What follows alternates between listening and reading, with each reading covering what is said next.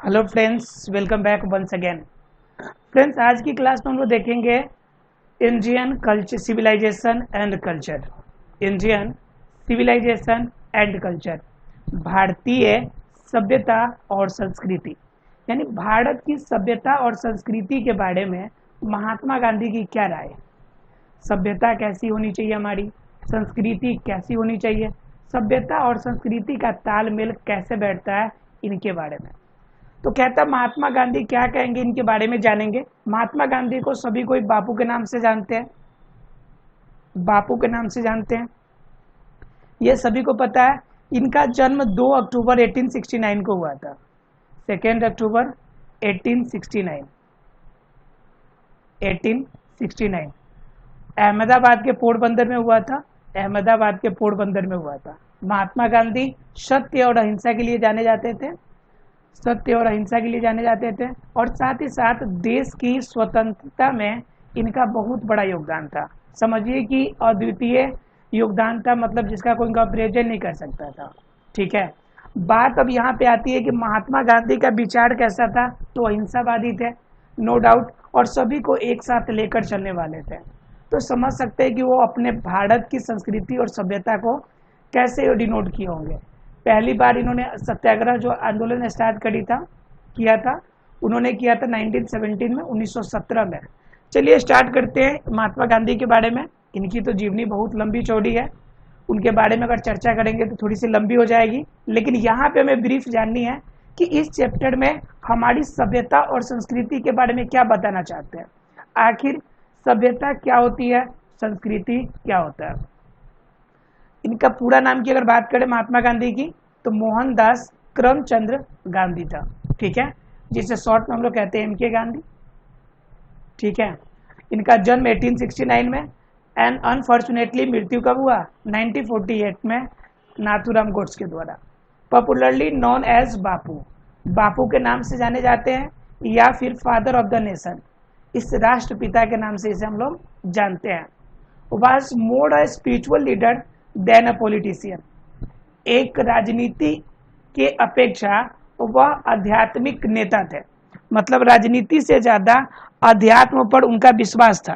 ठीक है, या आध्यात्मिक विचारधारा रखते थे।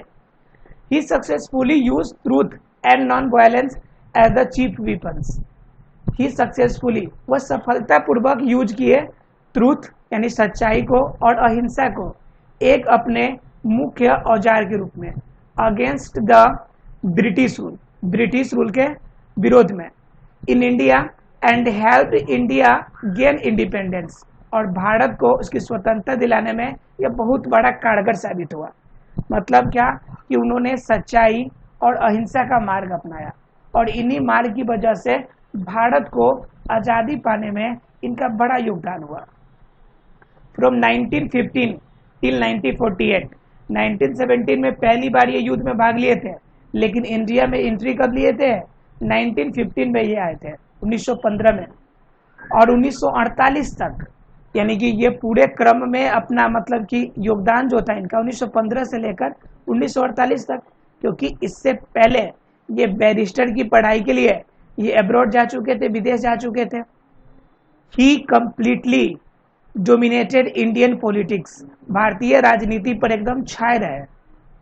ही dead at the hands of fanatic on 30 January 1948, और 30 जनवरी 1948 को इनकी मृत्यु हो गई।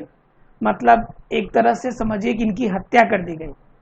हिज ऑटोबायोग्राफी, उनकी एक आत्मकथा है जिनका नाम है माई एक्सपेरिमेंट्स विथ ट्रूथ, मेरा सच्चाई के साथ प्रयोग, and the numerous articles that he wrote for Young India and the speeches that he delivered on different occasions reveal him not only as an original thinker but also as a great master of chaste idiomatic English. क्या कह रहे हैं कि इन्होंने book लिखी है my experiment with truth, जो इनकी ऑटोबायोग्राफी है, और इसके अलावा बहुत सारे असंख्य आर्टिकल भी इन्होंने लिखे। That he wrote for Young India, यानी यंग इंडिया भी एक पत्रिका आती थी जिसमें बहुत सारे आर्टिकल इन्होंने लिखे थे। उसके बाद क्या, and the speeches that he delivered, और जो भाषण इन्होंने दिए थे ऑन डिफरेंट ओकेजन्स, अलग अलग अवसरों पे, revealed him not only as an original thinker, सिर्फ उनको ओरिजिनल थिंकर एक विचारक के रूप में नहीं, बल्कि as a great master of chaste idiomatic English, मतलब अच्छे कलाकार और एक अच्छे समझिए कि मास्टर के फॉर्म में, एक अच्छे अभिनयकर्ता के रूप में उनके अंग्रेजी के आइडियोमेटिक शब्द जो थे वह आपके लोगों के द्वारा गेस किए गए। यानी बोलने का जो स्टाइल था, किसी किसी का देखिएगा किसी भी बात को समझाने का या बात करने का ऐसा स्टाइल होता है कि आप तुरंत कॉन्विंस हो जाते हैं। You think that this is the good for me, मतलब एक ही शब्दों में लगता है कि मतलब this one is the perfect one, मतलब सीधा लगता है कि ये परफेक्ट है, मतलब all and everything that comes from him, ऐसा लगता है एकदम कि सब कुछ इसी से आता है। तो इस तरह से ऐसी लगती है। और इनकी भी बोलने का स्टाइल, इनके यूज ऑफ वर्ड्स के जो प्रयोग थे उनके शब्दों में, वो बहुत जबरदस्त है। और क्या, in the following extract Indian civilization and culture, यहाँ पे जो उपस्थित उद्धृत पार्ट है इंडियन कल्चर और इंडियन सिविलाइजेशन और कल्चर की, Gandhi ji talks about the sound foundation of Indian civilization, जिसमें इन्होंने आपका बिल्कुल बारीक उन नींव को प्रकट करने की कोशिश किया है जो हमारे राष्ट्र को, हमारे राष्ट्र के सिविलाइजेशन को बेहतर बनाता है। Which has successfully withstood the passage of time, ठीक है, जो समय के साथ सक्सेसफुली स्वतंत्रता पूर्वक बीतता गया। द वेस्टर्न, जो विदेशी हैं, civilization which has the tendency to privilege materially can not match the Indian civilization elevates the moral beings. क्या कह रहा है, द वेस्टर्न सिविलाइजेशन, जो पश्चिमी सभ्यता थी, which has the tendency to privilege materiality can not match the Indian civilization. उन्होंने सोचा कि भारत की जो सभ्यता है उसको साथ मिसमैच कर दे, that elevates the moral being, ठीक है, मतलब क्या, लेकिन यहाँ की जो मॉडल विंग थी, यहाँ की जो नैतिकता की विचारधारा थी, उनके साथ उनकी विचारधारा जो थी आपकी वेस्टर्नर अर्थात पश्चिमी आपकी सभ्यता थी, उनके साथ मैच नहीं कर पाई। ठीक है, अब कुछ ओरली क्वेश्चन है, इनको आप आंसर करने की कोशिश करेंगे। क्या करें, answer the following questions orally. आप ओरली नीचे के प्रश्नों का सही जवाब देने की कोशिश करेंगे। पहला कह रहा है, what do you know about Gandhi ji. Gandhi ji के बारे में आप क्या जानते हैं? ये जानते हैं कि इनको बापू कहते हैं, फादर ऑफ नेशन कहते हैं, जन्म 2 अक्टूबर 1869 को हुआ था। ठीक है, ये सच्चाई के लिए जाने जाते थे। इन्होंने बचपन में राजा हरिश्चंद्र की आपकी क्या सुनी थी, एक नाटक देखी थी, और इसी नाटक से प्रभावित होकर ये सच्चाई को मानने लगे थे। बहुत सारे ऐसे फैक्ट है जो आप जानते होंगे, आपको अपने फ्रेंड के साथ में से फैक्ट को साझा करना है।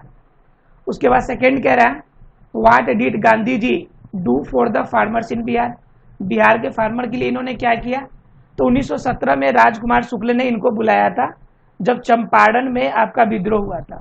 ठीक है, चंपारण में जब सत्याग्रह हुआ था नील की खेती के लिए, जब अंग्रेज जबरदस्ती कर रहे थे, तो उस कंडीशन में गांधी जी को बुलाया गया था, और गांधी जी ने यहाँ के किसानों को इस नील के खेती से छुटकारा दिलाने में मदद किए थे। थर्ड नंबर कह रहा है, what do you understand by civilization and culture.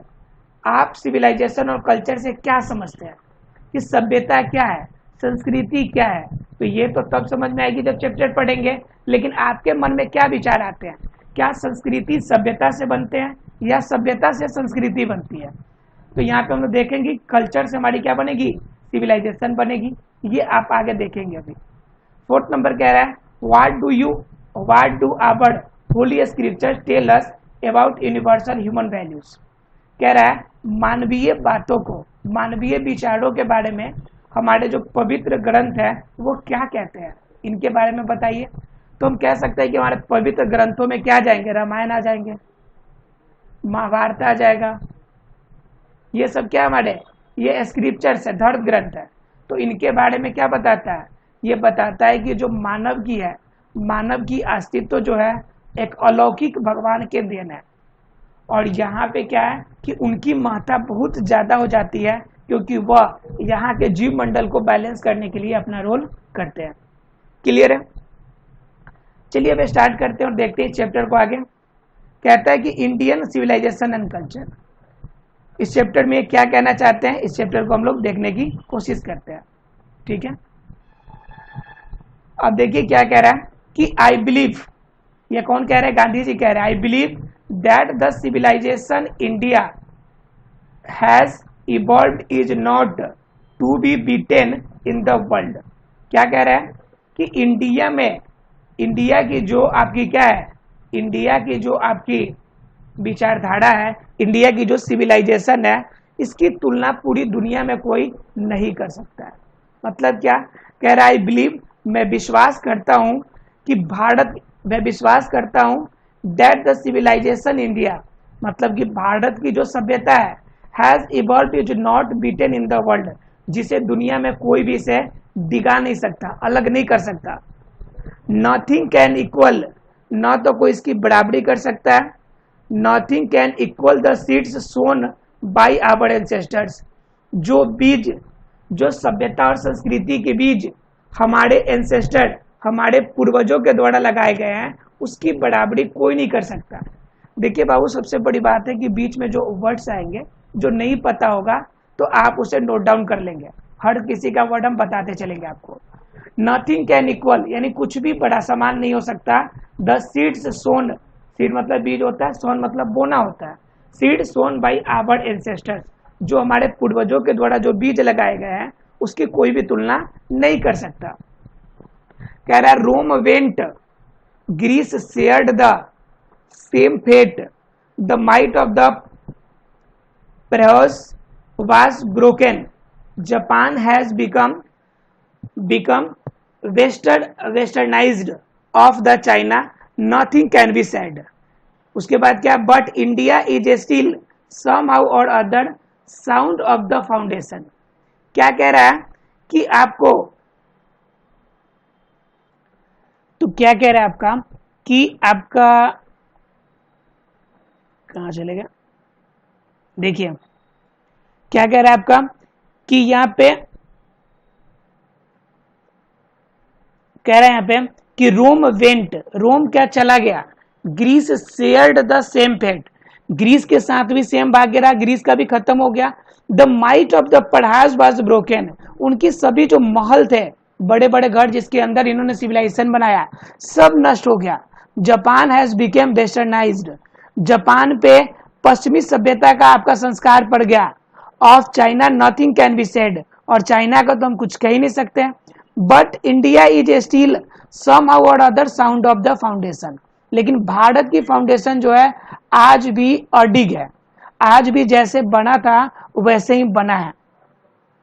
The people of Europe learn their lessons from the writing of the men of Greece और Rome which exist no longer in their former glory. कह रहा है the people of Europe, Europe के जो लोग हैं, learn their lessons, वह कुछ बातें सीखते हैं from the writing of the men of the Greece, Greece के लोगों के कुछ लेखों के द्वारा, और रोम के कुछ लेखों के द्वारा, which exist no longer in their former glory, जो आज अपनी पुराने जो ग्लोरी थी उनमें नहीं रहा। In trying to learn from them, और उनसे सीखने की कोशिश करते हैं। The Europeans imagine that they will avoid the mistakes of Greece and Rome. कह रहे द यूरोपियन इमेजिन, जो यूरोपियंस हैं यानी यूरोप में रहने वाले जो वासी, इमेजिन ऐसा कल्पना करते हैं कि they will avoid the mistaken of the Greece and Rome, Greece और रोम से शिक्षा लेकर उन्होंने अपने सभ्यता की कमियों को खत्म कर लिया है। Such as their pitiable condition, लेकिन उसके बावजूद भी आज उनकी कैसी स्थिति है, दयनीय स्थिति है, अच्छी स्थिति नहीं है।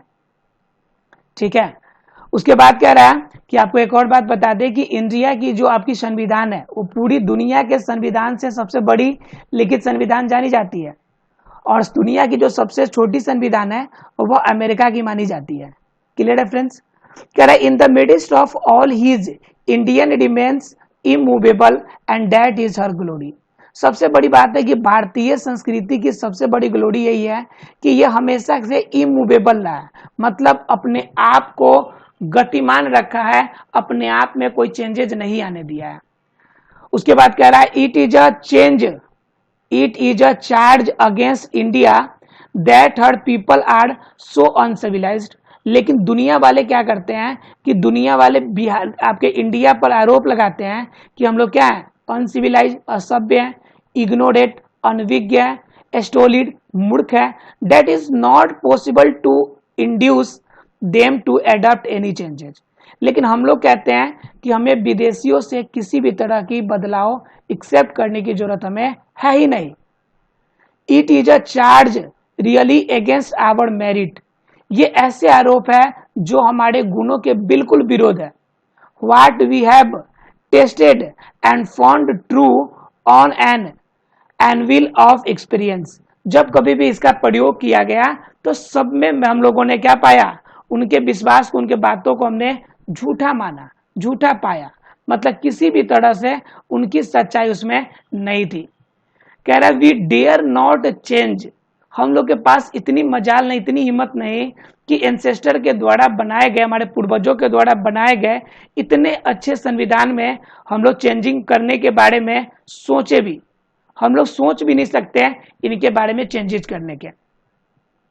मेनी थ्रस्ट दियर एडवाइस अपॉन इंडिया। बहुत सारे लोग भारत पे क्या करते हैं, अपनी सलाह देते हैं, राय देते हैं। And she remains steady. लेकिन उसके बावजूद भी इंडिया अपनी रफ्तार में सेम वैसे ही रहा। This is her beauty. यह भारतीय संस्कृति और सभ्यता की सुंदरता है। It is the sheet anchor of our hope. और यह हमारी आशा का सबसे मुख्य रोल अदा करता है। क्लियर है। उसके बाद क्या कहता है, पॉइंट नंबर 3 कह रहा है कि civilization is that made of conduct which points out to man the path of duty. कह रहा है civilization is that mode of conduct. Civilization अर्थात कि सभ्यता ऐसी आपकी राह है which points out to man the path of duty, जो हमें हमारे कर्तव्य के राह को दिखाता है। कह रहा है कि सभ्यता एक ऐसी आपकी जगह, ऐसी एक रास्ता है जो हमें जिंदगी के राह को, लक्ष्य को दिखाता है। Performance of duty and observance of morality are convertible terms. क्या कह रहा है, परफॉर्मेंस ऑफ ड्यूटी, ड्यूटी की, हमारी कर्तव्य की आपकी जो क्या है परफॉर्मेंस है, एंड ऑब्जर्वेंस ऑफ मोरालिटी, ठीक है, और हमारी नैतिकता की जो परीक्षण है, आर कन्वर्टिबल टर्म्स। ये आपका बदलने योग्य शब्द नहीं है। To observe morality is to attain mastery over our minds and our passions. क्या करें, to observe morality is to attain mastery over our minds and our passion. क्या कह रहा है कि ऑब्जर्व, जब इसकी मोरालिटी को ऑब्जर्व किया जाता है, is to attain mastery over our minds and our passion, वो हमारे दिमाग और हमारी लालसा दोनों के ऊपर ज्यादा हावी हो जाते हैं। मतलब क्या, जब हमारी मोरालिटी जो होती है, टू ऑब्जर्व मोरालिटी, हमें मोरालिटी के बारे में अध्ययन करने के लिए, is to attain mastery over our minds and our passions. हमें मोरालिटी को समझने के लिए अपने दिमाग और अपने लालसा दोनों पे काबू करना पड़ेगा। तब आप क्या समझ सकते हैं, नैतिकता को, मोरालिटी को समझ सकते हैं। उसके बाद कह रहा है so doing we now ourselves. क्या कह रहा है कि सो डूइंग, इसलिए कुछ भी करते समय, वी नो आवर सेल्व्स, कम से कम हमें अपने आप को जरूर समझना चाहिए। The Gujarati equivalent for civilization means good conduct. मतलब क्या, गुजराती जो है एकदम सिविलाइजेशन के समतुल्य है, क्योंकि गुड कंडक्ट, क्योंकि ये अच्छी बातें, गुजरात के आप क्या कहते हैं, सभ्यता के बारे में अच्छी बातें हमें बताता है। If this definition be correct, अगर ये आपका परिभाषा अगर सही हो, then India as so many writers have shown has nothing to learn from anybody else and this is it should be। कह रहा है कुछ भी पढ़ने या सीखने की जरूरत नहीं है, सब कुछ हमारा क्या दिखा देगा, हमारी जो संस्कृति और सभ्यता है सब कुछ हमें सिखा देता है। उसके बाद क्या कह रहा है कि वी नोटिस, हम लोगों ने यह बात का पता लगाया, that the mind is restless bird, क्या दिमाग एक अस्थिर चिड़िया है। The more it gets the more it wants, जितना हमें मिलता है उतना और अधिक हम पाना चाहते हैं। एंड स्टिल रिमेन्स अनसेटिस्फाइड, और उसके बावजूद भी हम असंतुष्ट रहते हैं। कह रहा है the more we indulge in our passion the more unbridled they became, कह रहे हम जितना ज्यादा अपने आप को लालसा में, जितना ज्यादा हम अपने आप को कंफर्ट जोन में घुसाएंगे उतना ज्यादा हम अपने आप को असंतुष्ट पाएंगे, हमारे मन की संतुष्टि फिर नहीं मिल पाएगी। The more we indulge in our passion the more unbridled they became, तो कह रहा था more we indulging in our passion, जितना ज्यादा हम लोग अपने क्या करते हैं, पैशन पे इंडल्ज करते हैं, लालसा को पुराने की कोशिश करते हैं, the more unbridled they became, और ज्यादा भयावह और ज्यादा बड़ा हो जाता है। जब हम पैशन, एक पैशन को समझते कि इसको निपटा लें, तब तक कहीं उससे कहीं बड़ा पैशन हमारे सामने आकर खड़ा हो जाता है। क्लियर है फ्रेंड्स? देखते आगे क्या कह रहा है कि आवर एंसेस्टर्स, हमारे जो पूर्वज है, therefore set a limit to our indulgence, उन्होंने हमारी जो आपकी इंडल्जेंस है, हमारी जो जरूरत की चीजें हैं, इनको सीमित करके गए हैं। दे saw that happiness was largely a mental condition, जो आपकी क्या कहते हैं खुशी है वह आपकी क्या है, मेंटल कंडीशन है।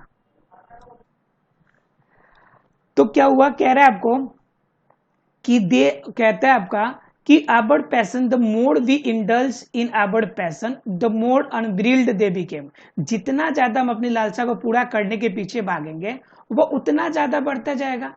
आवर एंसेस्टर्स, हमारे जो पूर्वज है, therefore set a limit to our indulgence, इसलिए जो हमारे पूर्वज है उन्होंने हमारी जो लालसा है, हमारी जो जरूरतें हैं, उन जरूरतों को एक लिमिटेशन में कर दिया है कि हमें कितनी जरूरत की होनी चाहिए, हमें अपनी जरूरत की कितनी सामान हमारे पास अवेलेबल होनी चाहिए। दे saw that happiness was largely a mental condition, क्योंकि जो आपकी खुशी जो है हमारी मेंटल कंडीशन है, हमारी दिमाग की शक्ति है, ठीक है, मानसिक स्थिति है। A man is not necessarily happy, एक इंसान जरूरी नहीं कि वो जो खुश है बिकॉज ही इज रिच, ऐसा नहीं है कि जो इंसान धनी है वो इंसान खुश भी होगा। और unhappy because he is poor, और जो इंसान दुखी है इसका मतलब है नहीं कि वो गरीब ही होगा। मतलब धनी और गरीब से खुशी का कोई लेना देना नहीं है। मतलब क्या, खुशी आपकी एक प्रकार की क्या है, मानसिक कंडीशन है, ठीक है।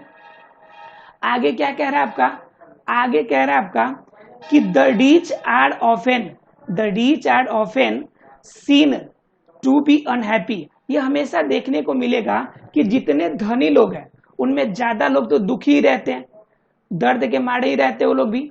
The poor to be happy, और जो गरीब लोग हैं वो खुश रहते हैं। धनी लोगों को बहुत सारी टेंशन रहती है, गरीब लोगों के पास तो टेंशन ही नहीं रहती है। कह रहे millions will always remain poor, क्या कह रहे हैं, millions will always remain poor, ठीक है। जो millions will always remain poor, जो करोड़ों अरबों जिसके पास मिल जाते हैं वो भी अपने आप को संतुष्टि पाते हैं, मतलब गरीब ही पाते हैं। Observing all these our ancestors dissuaded us from luxuries and pleasures, क्या कहा कि इन सभी का ऑब्जर्वेशन करने के बाद जो हमारे पूर्वज थे उन्होंने क्या किया कि हमारे जितनी भी लग्जरीज की चीजें, जितनी हमारी लालसा और कंफर्ट जोन वाली चीजें हैं और जितनी हमारी खुशी है उनको कम कर दिया कि हमारी लिमिटेशन कम होनी चाहिए, ठीक है। हमारी जरूरतें जितना कम होगी हम उतना आगे तक जाएंगे, हमारी जरूरतें बढ़ती जाएंगी, हम और उतना ज्यादा परेशान होते जाएंगे। We have managed with the same kind of flow as existed thousands of years ago, क्या कह रहा है कि we have managed with the same kind of flow as existed thousands of years ago, आज भी हम लोग उसी तरह की हल से जुताई करते हैं जो आज से हजारों वर्ष पहले किया करते थे। We have retained the same kind of cottages, उसी तरह के झोपड़ी आज भी है, that we had in former times and our intelligence education remains the same as before. और आज भी हमारी जो शिक्षा की लालसा है आज भी पहले के समान ही थे। पहले के लोग भी शिक्षा पाते थे अपनी आवश्यकता अनुसार, जैसे धनुर्विद्या हो गया, लेकिन उसके बाद क्या कहते हैं गद्दा का विद्या हो गया, तो ये सभी सीखे जाते थे। अस्त्र शस्त्र चलाना हो गया, हाँ उस समय इनकी जरूरत पड़ती थी। और अभी जरूरत है कि आपको प्रोफेशनल पढ़ाई करना ताकि आप एग्जाम्स के लिए इंपॉर्टेंट हो, आपको जॉब मिले, इस तरह की पढ़ाई करना। तो इस तरह से क्या होता है कि लेवल जैसा चेंज हुआ लेकिन तरीका सेम हमारा वही रह गया। उसके बाद कह रहा है we have had no system of life coding competition. मतलब क्या क्या कह रहा है कि we have had no system, हमारे पास कोई सिस्टम नहीं है कि लाइफ कोडिंग का हम कंपटीशन में हिस्सा लें। हमारे पास और कोई ऑप्शन नहीं है कि अपने शरीर को एक कंपटीशन के अंदर झोंक दे। कह रहे each followed his own occupation, हर कोई अपना अपना पेशा चला रहा है और ट्रेड या अपना व्यापार चला रहा है, and charge at regular basis, और आपका क्या करते हैं कि एक समय के निश्चित अंतराल पर उससे क्या उसका मुआवजा लेते रहते हैं। It was not that we did not know how to invent machinery, ऐसा नहीं कि हम नहीं जानते कि मशीनरी कैसे बनेगी कैसे चलेगी, but our forefathers knew that if we set our hearts after such things we would become slaves and lose our moral fibre. क्या कह रहे हैं कि आज भी हम लोग अपने बॉडी से मेहनत करके हम कामों को करते हैं, तो इसका मतलब ये नहीं कि मशीन बनाना नहीं जानते या मशीन हम नहीं चला सकते हैं, लेकिन हम लोग ये बात जरूर जानते हैं कि अगर हमने मशीन का यूज करना आज शुरू कर दिया तो कल से हम इसके गुलाम हो जाएंगे, कल से हम इसके स्लैब हो जाएंगे, आदी हो जाएंगे, और इनके बिना हम कार्य नहीं कर पाएंगे। और की तो बात छोड़िए, आप सिंपल सा एक एग्जाम्पल अपने लाइफ में लेके देखिए। मोबाइल की इंपॉर्टेंस आज से 10 साल पहले 5 साल पहले आपको बिल्कुल भी नहीं थी।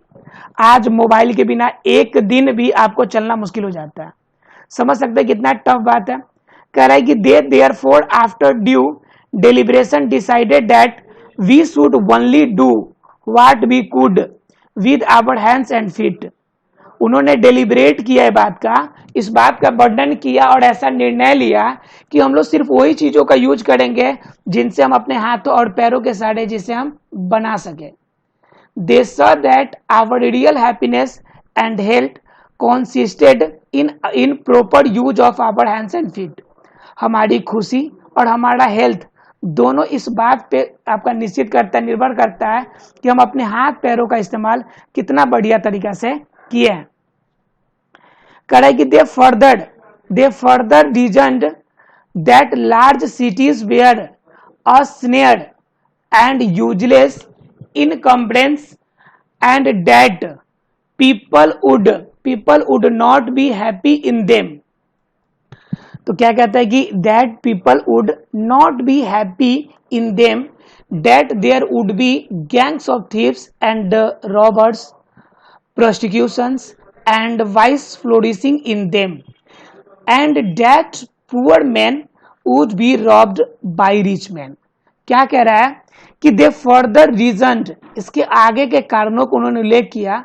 The large city were snare, जो बड़े शहर है वो स्नेयर है, फंदा है, एक जाल के समान ही तो है। एंड द यूजलेस इनकम्बरेंस और बिना कारण का बिना उपयोग का ये क्या करते हैं अपनी लीगल दावा ठोकते रहते हैं कि ये चीजें हमारी है, ये चीजें हमारी है, यानी सब कोई अपने आप को सीमित कर लिया वहां पे।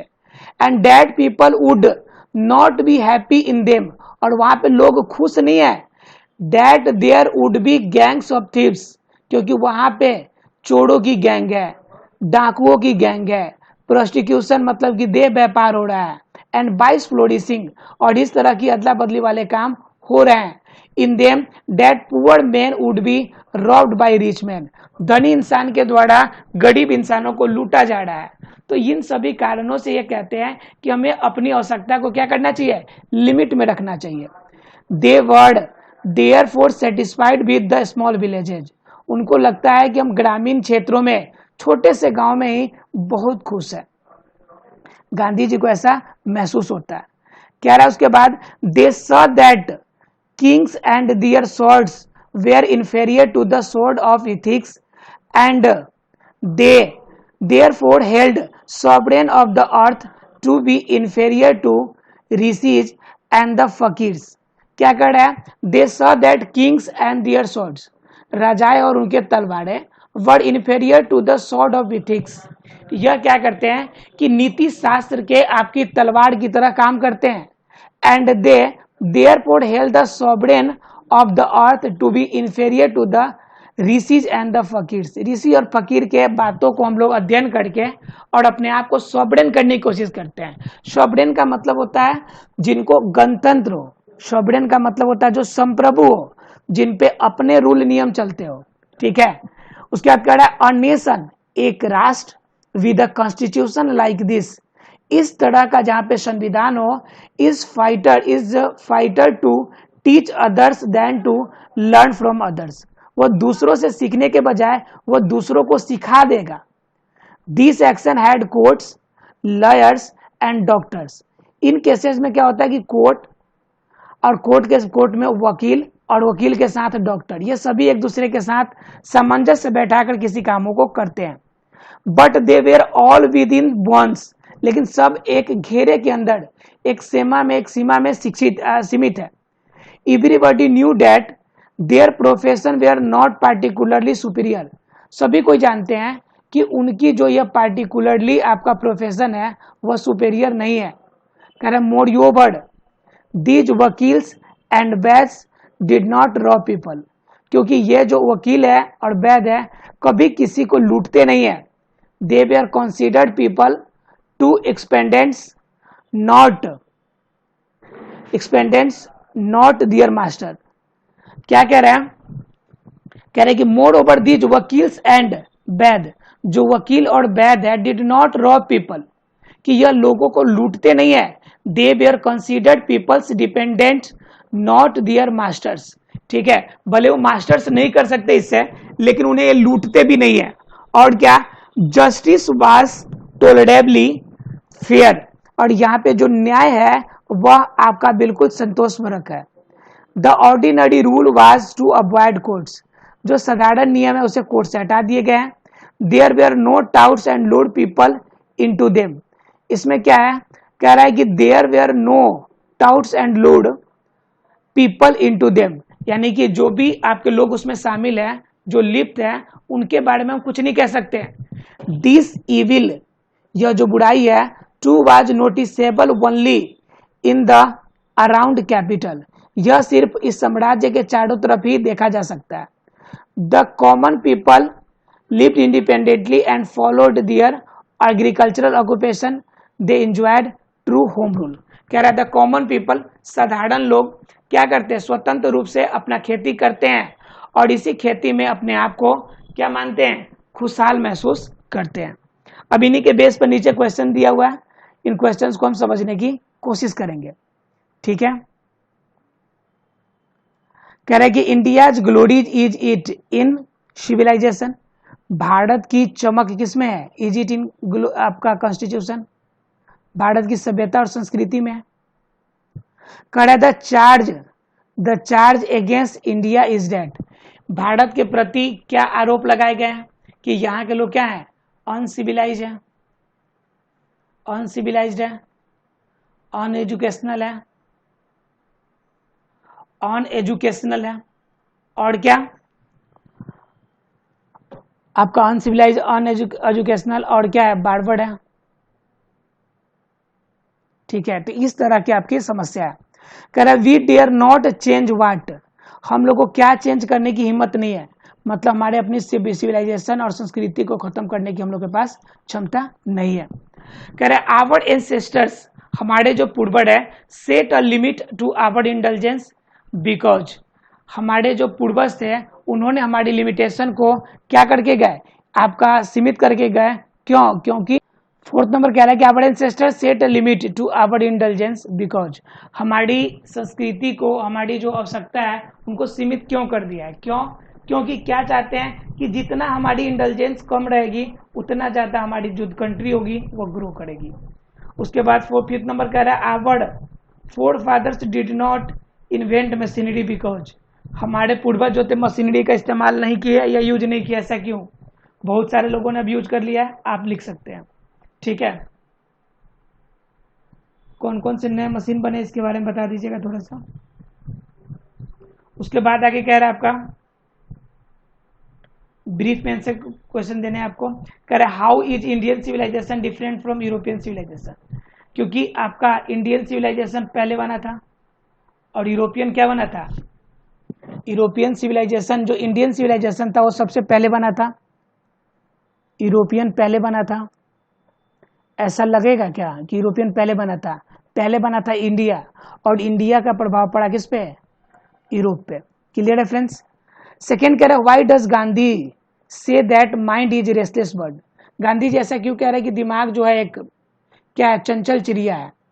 What makes the mind restless, क्या हमारे दिमाग को रेस्टलेस बनाता है? हमारे विचार, हमारी सोच, क्योंकि मेंटल कंडीशन में ही हमारी खुशी भी है और दुख भी है। थर्ड नंबर कह रहा है why did our ancestors dissuaded us from luxuries and luxury कह रहा है कि why did our ancestor dissuaded us from luxuries and pleasures did they do the right things, कह रहे क्यों पूर्वज और हमारे कहते हैं कि लग्जरी से दूर रहिए। क्या ये बात सही है? बिल्कुल सही बात है। जितना आप क्या कहते हैं फैशन दुनिया से या बाहरी दुनिया से जितना दूर रहेंगे उतना प्लस पॉइंट होगा। उसका कह रहा है why according to Gandhi ji have be stick with the same kind of flow as existence of thousands of years ago, should we do same thing even today? आज भी हम लोग वही चीज करते हैं लेकिन करने का तरीका बदल गया है। ठीक है, आज भी हम लोग हल से ही खेतों की जुताई करते हैं।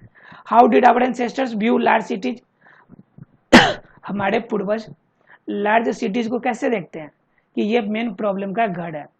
उसका कह रहा है why were they satisfied with small villages, वो घर आके स्मॉल विलेजेज में कैसे एडजस्ट करते हैं, तो थोड़ा प्रॉब्लम का सामना करना पड़ता है लेकिन सेटिस्फाइड हो जाते हैं। 6 नंबर कह रहा है how did our ancestors enjoy true home rule. ठीक है, कह रहा है कि हमारे एंसेस्टर्स किस तरह से होम रूल का एंजॉय करते हैं। ठीक है, होम रूल 1923 में बाल गंगाधर तिलक द्वारा लाया गया था, लेकिन यहाँ पे जो पूर्वजों की बात कही जा रही है, कह रही कि हमारे पूर्वज जो थे वो होम रूल घर के नियमों का कैसे पालन करते थे, उनके बारे में बताइए। ठीक है, चलिए देखते हैं अगले क्लास में बाकी आगे की video. Thank you very much friends.